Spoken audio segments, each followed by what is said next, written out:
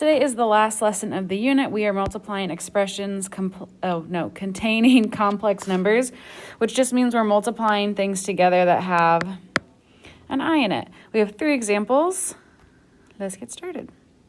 Here's example number 1. We're going to simplify the following algebraic expression. Go ahead and get that written down. In the first set of parentheses, it's negative 2 plus 5i. And then in the second set of parentheses, it's 1 plus 3i. Your Algebra 1 teacher may have called this FOIL. I call it double distribution, but it's the same thing. So let's get started. I want to distribute this negative 2 to both the 1 and the 3i. So negative 2 times 1 is negative 2. Negative 2 times 3i is negative 6i.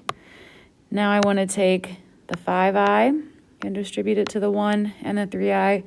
5i times 1 is 5i. And 5i times 3i is 15i squared. Before I start simplifying things, I kind of like to get rid of the I squared. So negative 2 minus 6i plus 5i. If you remember, I squared is the same as a negative 1. So 15 times negative 1 is going to be negative 15. And now we can combine anything that's a like term. So these guys are like terms. Negative 6i plus 5i is negative I. And then negative 2 minus 15 is negative 17. That's the final answer. I did hear from one of you guys that I messed up on the last video and said the answer was like 14 or something when the answer was 16. So if I mess up again today, I'm sorry. I always work these problems out in advance, so I don't know what went wrong last time. Let's keep going. All right, these are the final 2 examples. I want to talk about the difference between these two. So go ahead and write them both down, and then we'll kind of do them at the same time so you can see how they work.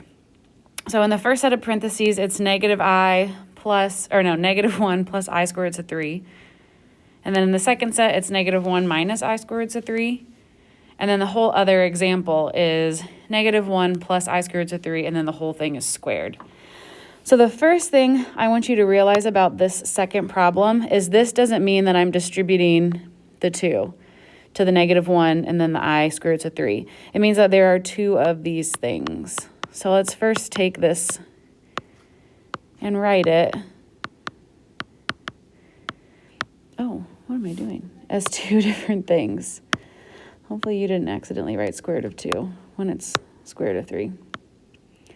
Okay, so now let's go ahead and distribute. Again, I'm just going to do both these problems at the same time so we can see how they work.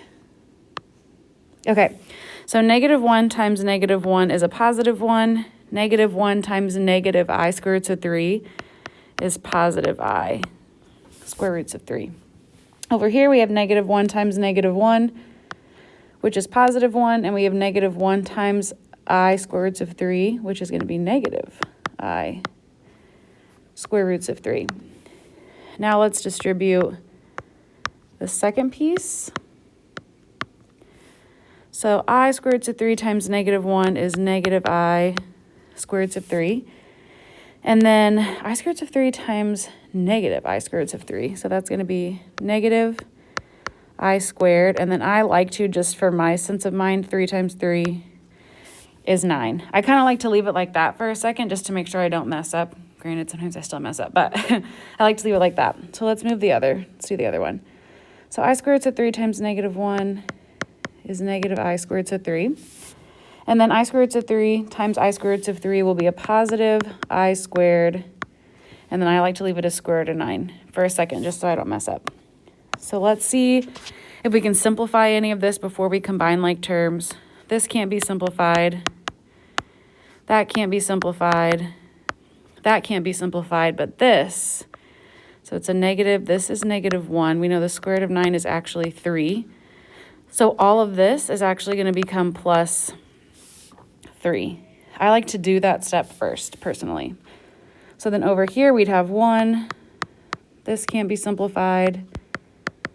This can't be simplified, but this is negative 1 and 3, so that becomes minus 3.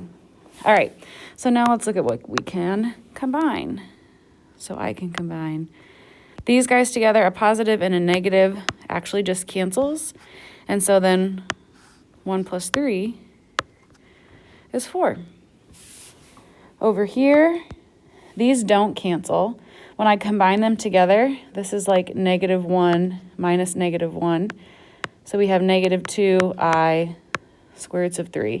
Remember, we just treat these like variables. And so it'd be like -1x minus 1x. It doesn't become x squared, it just becomes -2x. So keep that in mind. And then I can combine these guys. 1 minus 3 is -2. That's all that can happen to these. So I just wanted to see you to see the difference between this problem and just kind of how they're going to work out. And then the last thing is I always share a picture of something. I don't know if you guys have played this game, 2048, but have you ever gotten the 8192 tile? I did. Download it, see if you can beat my score. Bye.